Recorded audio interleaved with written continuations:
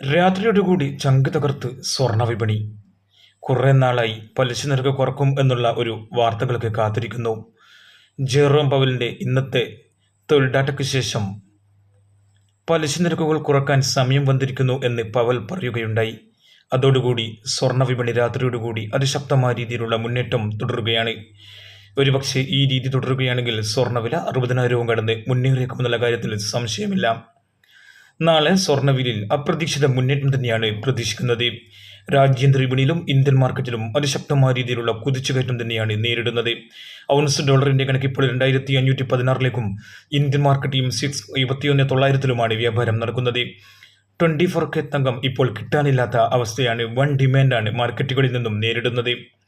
സ്വർണ്ണവില ഇന്ന് ഒരു പവന് 160 രൂപ കുറഞ്ഞ് 53,280 ഇടിഞ്ഞെങ്കിലും 24K തങ്കം വിലയിൽ ഓരോ നിമിഷത്തിലും അതിശക്തമായ രീതിയിലുള്ള മുന്നേറ്റം തുടരുകയാണ്. ഇന്ന് രാവിലെയോടുകൂടി ഗ്രാമിന് 7,255 ആണെങ്കിൽ ഇപ്പോൾ രാത്രിയോടുകൂടി 7,300 കടന്ന് 7,305 അതിശക്തമായ രീതിയിലുള്ള മുന്നേറ്റം തുടരുകയാണ്. 9 months കൊട്ടി വിൽക്കുന്നവർക്ക് രാത്രിയോടുകൂടി ബോർഡ് റേറ്റ് തന്നെ നിർബന്ധമായും കിട്ടിക്കാണുമെന്ന് പ്രതീക്ഷിക്കുന്നു. നാളെ സ്വർണ്ണവില എത്ര കണ്ട് കൂടുമെന്നുള്ള കാര്യത്തിൽ ഒരു പ്രവചനം അസാധ്യമാണ്. ഒരുപക്ഷെ 700 മുതൽ 1000 രൂപയുടെ വർധനവ് വരെ നാളെ സ്വർണ്ണവിലയിൽ സംഭവിച്ചേക്കാം. വെള്ളിവില ഇന്ന് ഗ്രാമിന് 91 10 ഗ്രാമിന് 910 വ്യാപാരം നടക്കുന്നത്. വരും ദിവസങ്ങളിലും ഈ അവസ്ഥ തുടരുകയാണെങ്കിൽ സ്വർണ്ണവില കുതിച്ചേക്കും.